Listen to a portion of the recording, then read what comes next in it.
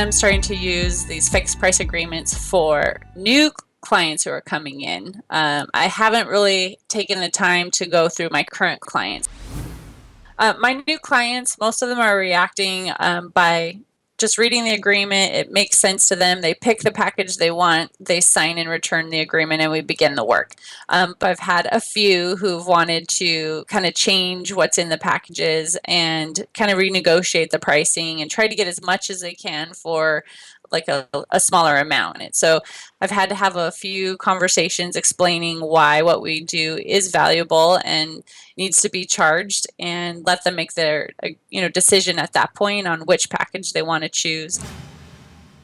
I think what's changed the most for me is thinking about having different types of terms in the proposal. When you're doing fixed price agreements, you can have different down payments, or if they have like bad cash flow in certain months, maybe it's a business that just has really bad months and then really good months, you can actually not charge them for those slow months and charge more in the busier months, which I, of course, never thought of that concept before.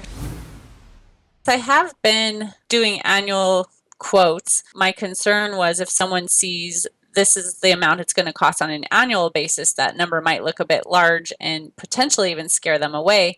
And then he said, well, I could think of it as an annual amount in my mind, but still present it to them on a monthly basis. So I have had a few who have accepted the proposals I've done. I think a few may have been a little nervous with the price looking at it on an annual basis. So I was glad to have that coaching call with him this week to clarify what he meant by that. And I'm going to go back probably and still just quote it on a monthly basis in the long run.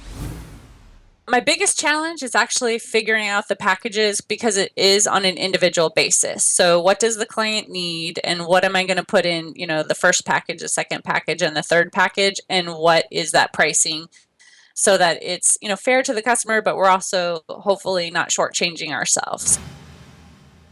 My next goal is to actually start analyzing my current customers, start having those conversations with them and seeing how we can start shifting them to those fixed price agreements.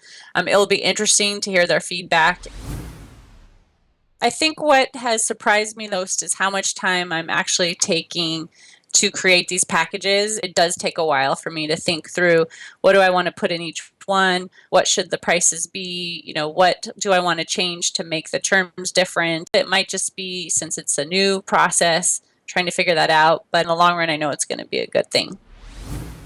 What I've realized is that this is probably actually going to be shifting some of the customers that I'm serving.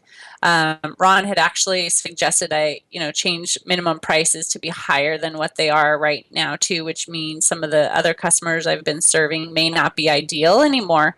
So that's a little bit of a change that I'll have to figure out exactly what I want to do.